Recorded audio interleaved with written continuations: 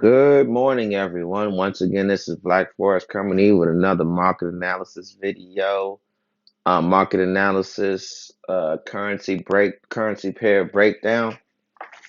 But before we go ahead and dive into this, we have to state that this video is for educational purposes only. This is not financial advice.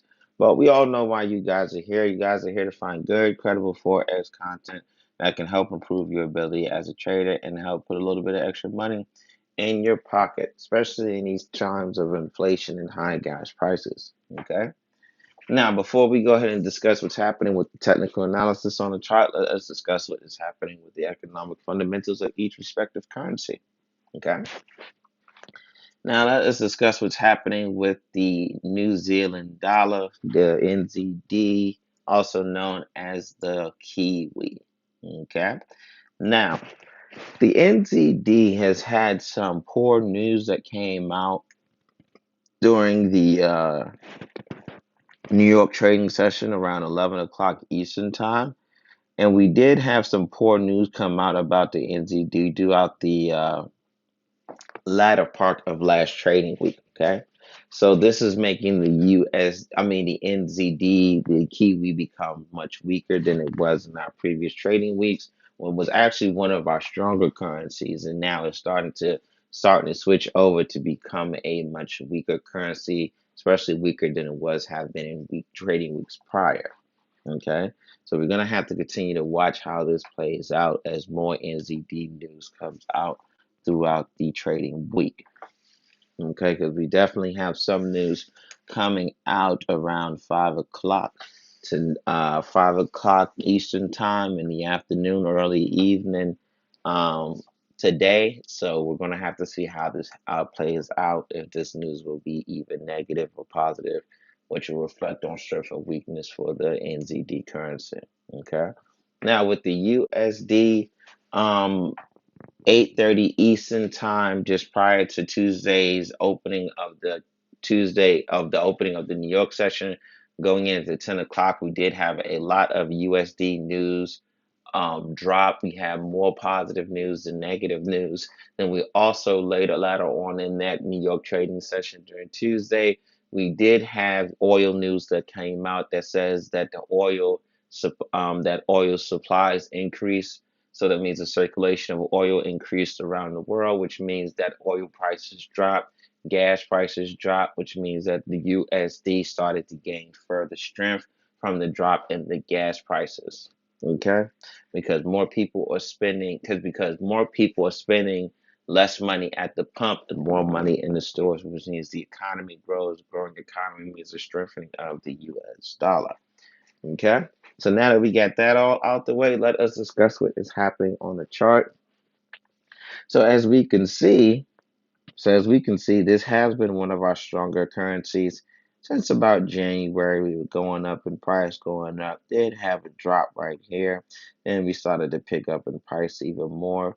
Now we are definitely starting to lose momentum, being that this is on a 4-hour time frame, which is kind of one of our higher time frames. But this is a time frame I particularly like to explain what's happening on because it's not as high to the point where you can't see the overall market structure and is detailed enough to give you an understanding of what's going on with the fundamentals. Okay. So as we can see, we're starting to lose momentum, and this is basically what you call a channel here. Okay, this is basically what you call a channel. Okay. So with the channel now forming, we can start to see that this is losing momentum, which means that the larger players are leaving out from this long position. Okay. And we're going to start seeing more aggressive sales and short positions come in, as we can see here. You guys that are heavily technical analysis traders, you will know and identify this pattern here as the evening star. Okay, this is one of the classic bearish patterns that lets you know that the sellers are about to start coming in the building as the buyers are exiting. Okay, so this is what you call a evening star. Okay, so what this evening star is telling us with the channeling, which is the loss of momentum going into the uptrend, is we're going to start to see more aggressive price turnover. Okay, especially with the current state of the fundamentals, with the NZD becoming weaker than it was previously and a rapidly strengthening USD. So we're going to see a drop in price to this area here or this area here before we start to see a pick up in price. And more likely, if the fundamentals continue, we're going to keep continuing toward the short side to this area here. Now, if we start to drop to this area here, then we have to stop looking at this as retracement or strong retracement, aggressive retracement, and start looking at this as more so as price turn over. Okay. So once again, let's discuss what's happening. We could range out here, drop here, or we could drop from this current position, or we could even pick up a little bit to probably about here, then range out, then come down to this area here, or this area here, or possibly this area here before we start to see a range and a pickup in price.